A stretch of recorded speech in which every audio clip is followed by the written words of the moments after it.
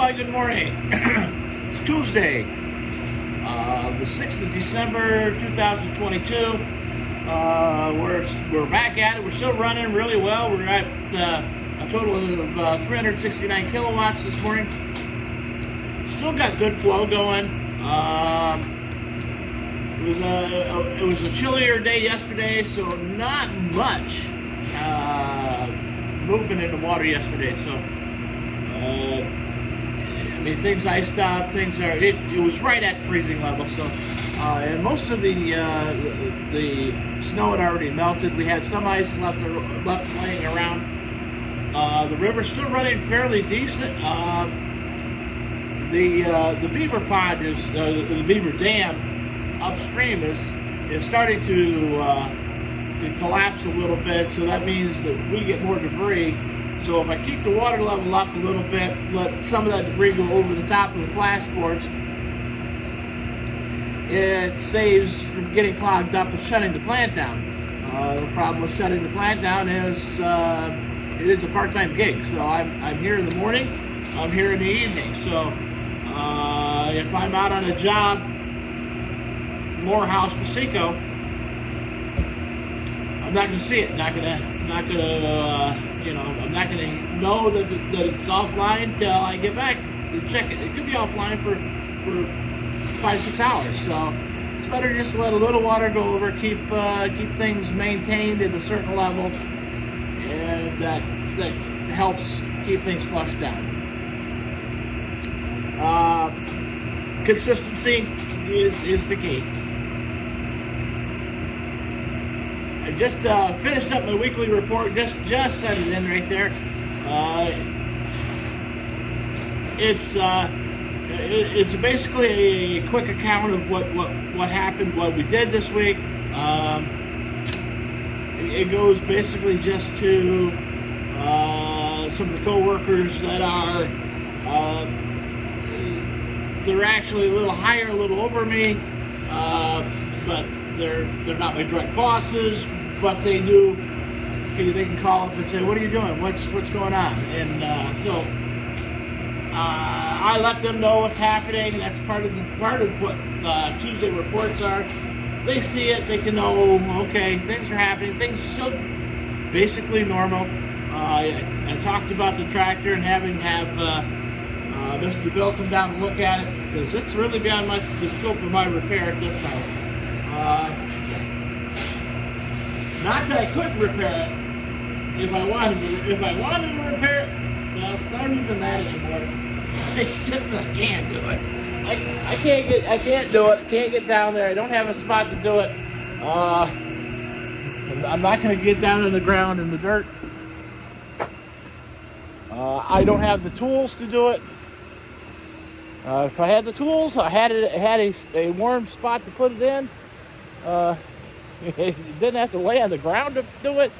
I could do it. One of the things that we had talked about, or I had talked about to my buddy Bill, was talking to my brother-in-law, getting a flatbed trailer, and hauling it to Bill's garage. And Bill could just work on it, and when we're done, we just take it out and pull it out and bring it back. So that might happen. We don't know yet. Problem with that is we're expecting next Tuesday to get 3.5 to 6 inches of snow. 3.5 wouldn't be an issue, but the 6 might be. So we'll see. We'll see what happens. I mean, I could get another 5-10 gallons of hydraulic fluid and move snow if I need to. Now that the chains are on it, it'll run anywhere we want it to run. So, anyways, here we go. We're looking down Strain this morning. You can see our rocks are still about 4 inches, 6 inches under the water. The big rock starting to show its head there. Occasionally you'll see it pop up. A little bit of water still running down the side over there. That's pretty. That's a pretty good sign that things are still warm. I dug into the ground yesterday to throw some dirt. Well, actually, it was compost. I dug in my compost pit, and it was fairly easy digging. So we aren't really froze up yet. Things are still pretty loose. You can see the chains are on the tractor.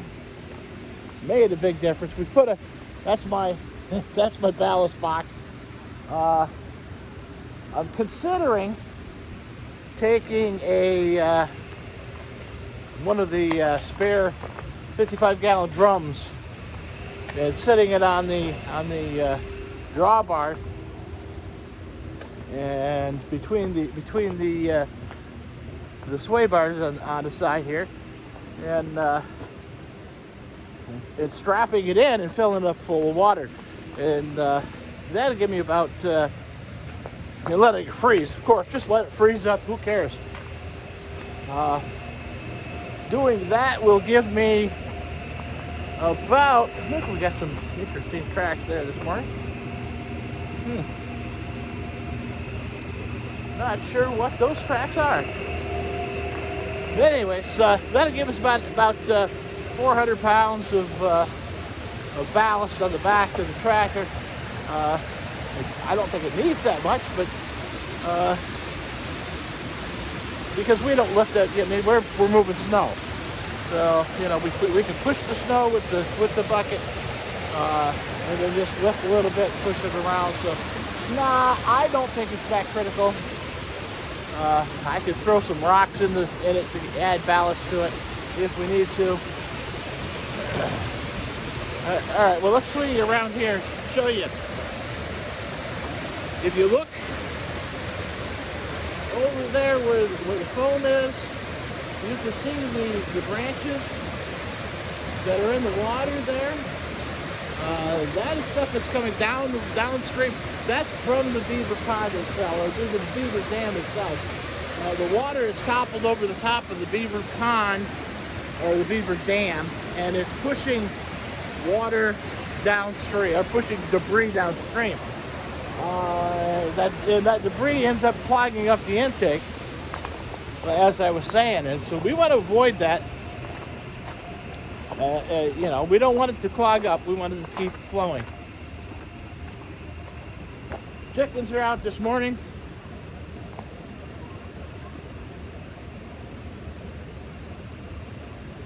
They're eating some vegetable, kind of a vegetable soup type of thing that the granddaughter made.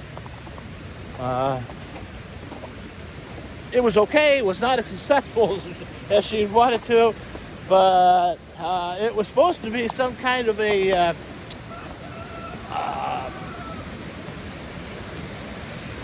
biscuit thing, and she couldn't get the biscuits that she wanted, so she used a different kind. Just didn't work out well. We will try it again. That is for sure. Swing around here, we'll get a shot of the waterfall.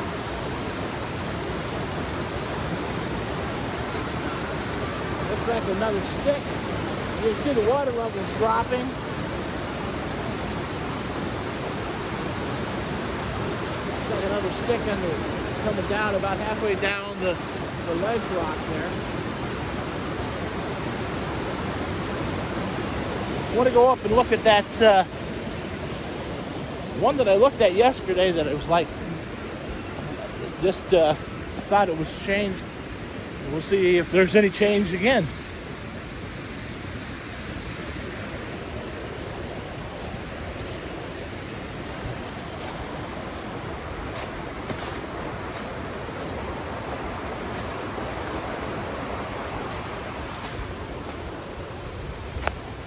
I don't see anything unusual or out of the ordinary down here as we walk up the fence stock.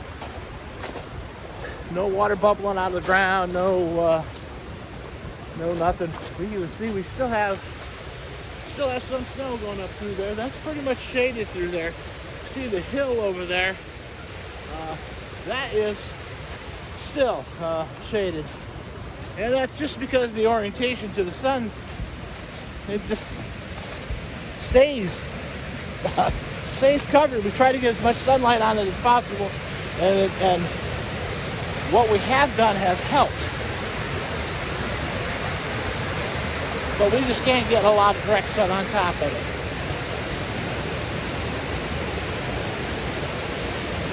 Can't really tell if there's another stick down there, anything strange with that.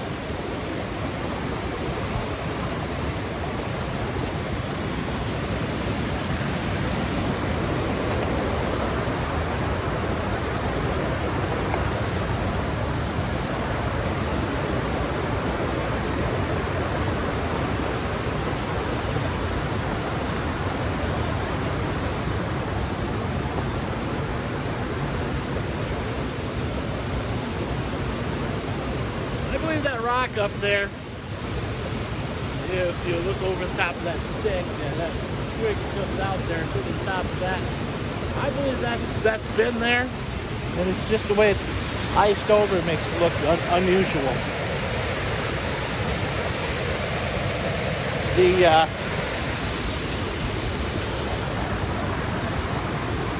The big log, as you see, is still stuck down there.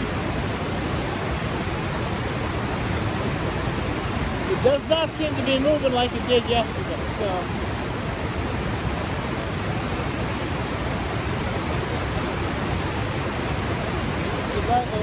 it may have found a place to rest for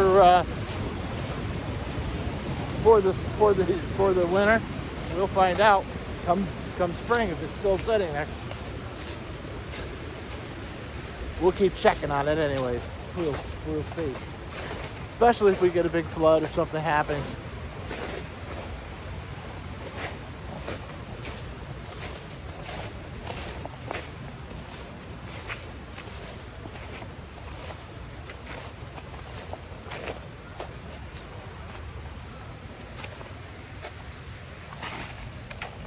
Now last winter I had brought some of the stones down here so I could put them in the drive, but that didn't help a lot. They froze in the ground. Then I ended up having to move them in come spring. So we're gonna, if I remember to order the gravel, we'll put it up on top and we'll just sprinkle it out of the bucket as we come down. Worst case scenario, you grab a shovel full and toss it in the tire tracks, and it seems to, that just a little bit of gravel on top of this makes a big difference. You can see where we went up with the tractor the other day on the edge. Once we start running the tractor up and down it on a regular occasion, it'll bust up pretty good. We still have water running out of the spring. Some of the water still runs around it, but that happens. Got a pretty good trail of hydraulic fluid right down through here, so that's not good. I need to close the lid on the old propane tank.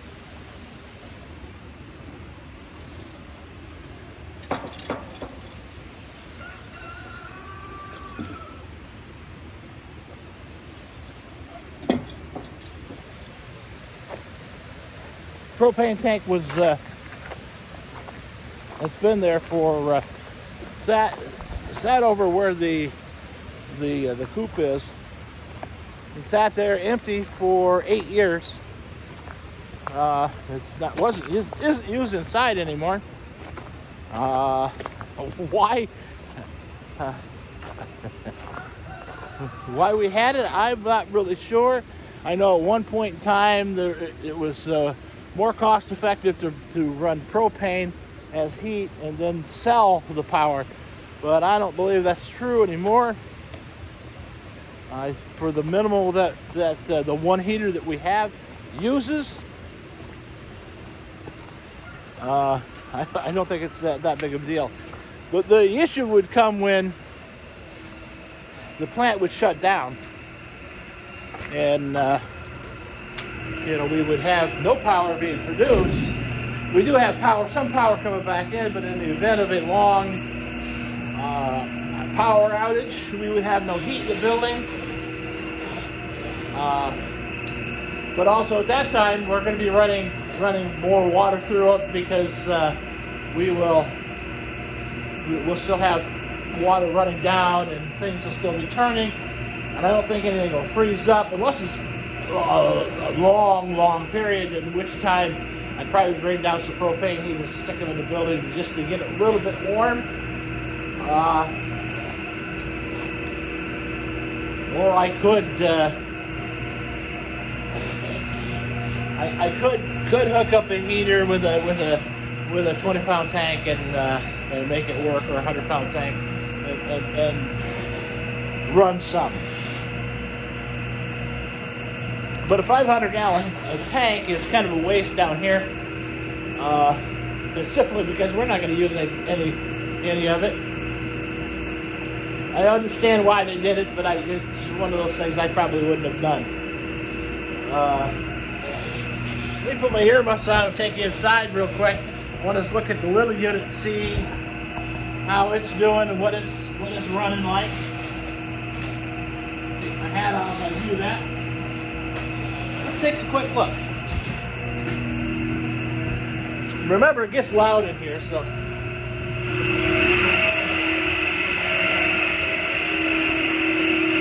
Yeah, the temperature out here is about 75 degrees. Got a good blast of air that comes out the bottom here.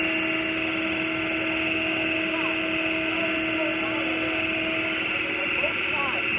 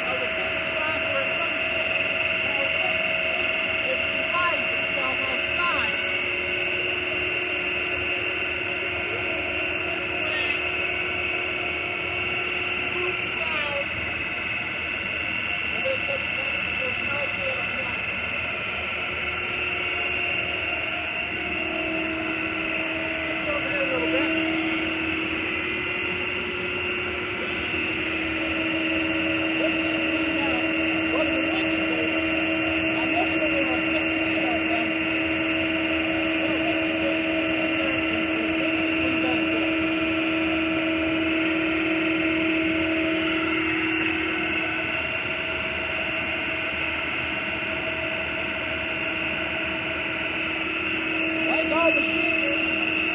We have spots of the parts that are looped up very quickly. And up the control box, my power coming out. This generator itself produces 3-phase power at 4,200. 4260, 3-phase. Comes in and it actually runs through this panel right here. And it transfers it down to the control powers. There's a transformer, a 45 kV A transformer in here. It takes 4160, turns it to 480. Sends it out to the transformer, which then changes it to 13.6. So that's 13,600 volts, 3-phase. And of course, as you increase your voltage size, you're dropping amperage. So even though we're running here about 30 amps coming in, we're at the transformer, the meter shed, we're actually sending power back to the grid at about 3 amps per leg. So, but a higher voltage. So that's your quick lesson for the day. The bigger unit does basically the same, except it runs it runs a whole lot more larger. It runs better. It's a little more efficient than the smaller unit. Smaller unit, we usually run about full tilt all the time, and try to make up the difference with the big unit. Now, when the spring comes, or even in the middle of winter, when there's less debris, and I can run the bigger unit at a higher speed, I'll turn the little one down and run the bigger unit. And that does two things. That produces more heat inside the building, and it is a little bit more efficient to run the bigger unit. The problem with running the bigger unit is it takes more water, and so your flow gets drafted in harder into the penstock, into the gates, where it needs to be cleaned out more often, and we try to avoid that because it clogs. So it's better it's a little bit more efficient to run the bigger unit, but you run a higher risk of being shut down for several hours because of clogging if you run the big unit. So, that's just one of the things we deal with. And that comes from basically just knowing what's going on, and first couple of years, I clogged it up about every other day. So, but you start to learn, okay, let's slow this thing down and let's do it this way. So, anyways, we did a service on a generator, looked at the generator yesterday. Troubleshooted it for some guys, told them what was wrong with it. Minor repair, not a big deal. Then we headed to Saratoga, had to do some personal stuff over there. No biggie. Got the date for my ablation yesterday, and it's going to be the 28th of December. I've got to be at Ellis Hospital at 6:30 in the morning. They're going to be calling me with another date for a scan, some kind of a scan I got to get done. And that, again, will be at Ellis. So a couple trips to Schenectady, which is Schenectady and Albany are right together. Schenectady, Latham, and Albany. So I got to go down to the Capitol, see and do that. Ellis is the heart center, so we'll do it there. But that being said, we're going to try to make up some times today. I've got a shutdown. I've got 4 generators really need to be to be serviced. One's got a repair with a solenoid choke valve. We'll put that on. That just has to be done. Then tomorrow we'll be heading up to Sebille to get some more work done up there. If we get some wood, that's the big if at this point. I'd like to get that wrapped up here shortly, so I can move on and not have to worry about bouncing back and forth when I start this other project. That other project should start, I would think, next week. So we'll be working up at Sebille the next few weeks, trying to get the next few days, trying to get things wrapped up there. I might just see what we can find for wood around here. Maybe even just a piece of 3/4 pine, because that's really what it needs. I've got 2.2 inches to put this valve in that requires for the valve to be set back from the outside wall, and I got a 2x4, so I've only got 3.5 inches, and I need a backer plate, so that's going to be my dilemma. All right, anyways, hopefully the sun is shining where you guys are at. As always, I hope that you guys have a good day. Stay dry, stay warm, and we'll talk to you later.